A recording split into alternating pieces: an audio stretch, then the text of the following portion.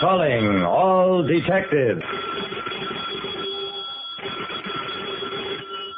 3 men marked for death. 2 have already died. Can the third be saved? That is the problem on this page from my casebook. The casebook of Jerry Browning, private detective. The man in my office had gray hair and gray skin to match. His name was Arnold Warwick, and his problem was simple. Mr. Browning, I'm scared to death. Take it easy, Mr. Warwick. Whatever you're afraid of, it can't touch you here. Warwick sat down. You don't understand, Mr. Browning. Martin Cantrell is a demon. There's no other word for it. He's killed 2 of us already. He said he'd kill me, and somehow he'll find a way of doing it. I tried to look impressed. Whom did he kill, and why? Warwick didn't like the question. It goes back a long way. Do we have to go into that? Yes, we do, if you want my help. It took a while, but I finally got the story. Martin Cantrell was a chemist who discovered a new cheap way of extracting vital chemicals from seawater. He sold his patent to a syndicate composed of Warwick and 2 others. Not to put it too delicately, the 3 men had cheated Warwick, framed him on a charge of having misused corporation funds, and had him sent to jail. He swore he'd get even with us as soon as he was released, and he did. John Maller got the first death letter. He died 3 months later. Cantrell waited a year before sending the letter to Bruce Davies, but Bruce died of poisoning only 2 weeks later. Now it's my turn. Have you received a death letter? Warwick nodded. Cantrell waited over 3 years before sending it, but now it's here. Mr. Browning, you've got to find him.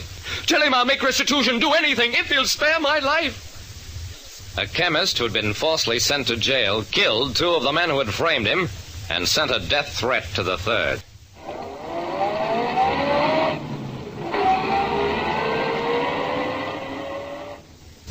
I drove the terrified Warwick home, told him to stay indoors until further notice. Mr. Warwick, I'd like to see that death threat letter.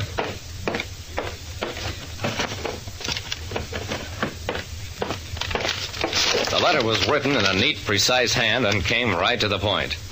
2 have died. You have no more chance to escape me than Joe Evold had. The letter was signed Cantrell in a bold hand. I turned to Warwick. Mr. Warwick, you told me the other 2 men were named Maller and Davies. What's this reference to Joe Evold? Warwick smiled nervously. I checked into that. Cantrell was always a great reader of crime news. That was his hobby. Joe Evold was a gangster, killed a policeman, was cornered and shot to death in St. Louis. I shrugged. Okay. I'll take this letter, Mr. Warwick, and try to locate Cantrell. Tell him I'll pay the money back if he'll leave me alone. I don't have much sympathy for you, Mr. Warwick, but I have none for a murderer.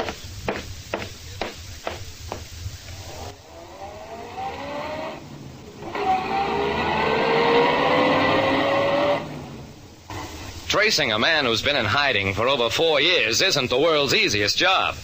It was no trick to locate his wife and children. They lived in a small town just outside of the city.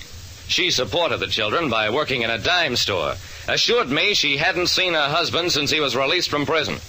I believed that, since the police had her under almost constant watch since the first murder 4 years ago.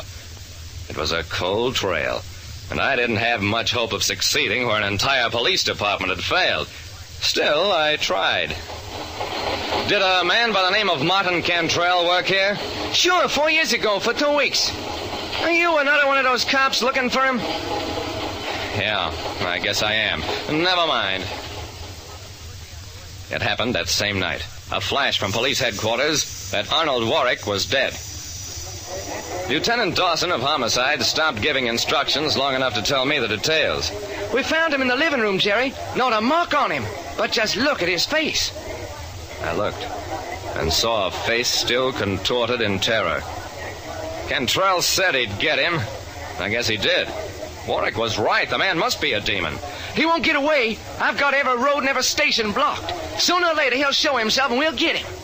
Just like they got Joe Evold, eh? Dawson stared at me. I don't know what you're talking about. Does it have anything to do with this case? I don't know. I guess not.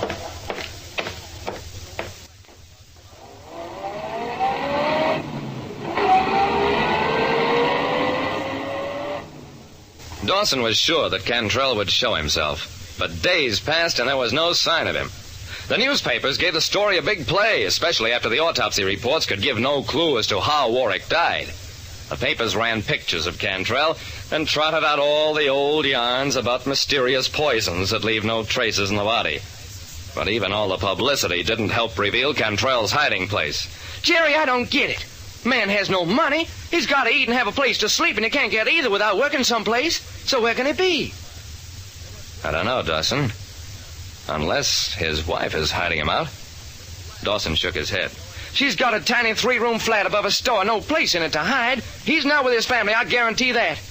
Looks to me like he's clean vanished off the face of the earth. Dawson, maybe he did just that.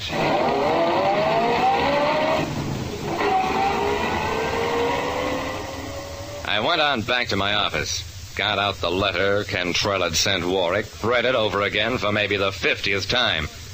You have no more chance to escape me than Joe Ewald had. Strange comparison for a man to make. Even one who made a hobby of crime news.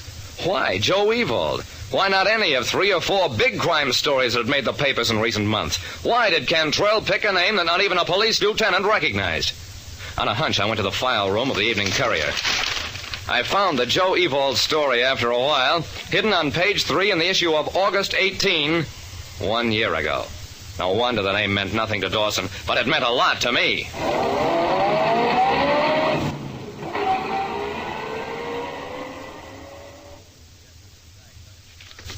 I got out the death letter again, but this time I concentrated on the blurred postmark on the envelope. I couldn't make out the city or exact date of mailing, but I could just barely see the year stamp. The letter had been mailed last year, and by one of those strange accidents that happen once in a while, had taken over a year to arrive at its destination. And I was willing to bet that it had been mailed in St. Louis shortly after the Joe Ewald story was big news down there.